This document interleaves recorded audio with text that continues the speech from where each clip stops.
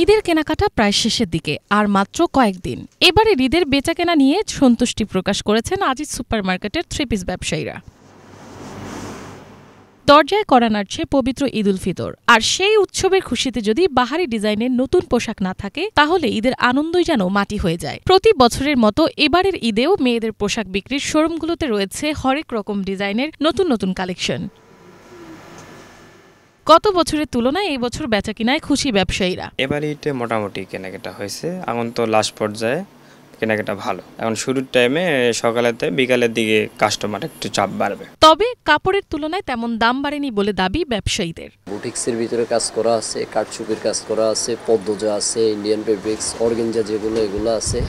মোটামুটি কালেকশন অনুযায়ী এবার সেল মোটামুটি আলহামদুলিল্লাহ খুব একটা ভালোই যাচ্ছে, খারাপ না। কাপড়ের দাম গতবারের যে রেটটা ছিল আমরা ওরকমের মাধ্যমে রাখছি, দামে খুব একটা বাড়ায়নি। ঈদের সময় অনেক জমজমাট থাকতো আগের বছর আর কি, এবছরে একদম নাই বললেই চলে। আগের মতো আর কি বেচা কিনাটা অনেক কম, কাস্টমার আসেই না একদম মার্কেটে। ঈদে বাহারি সব ডিজাইনের কালেকশন রয়েছে শাহবাগের এই মার্কেটে।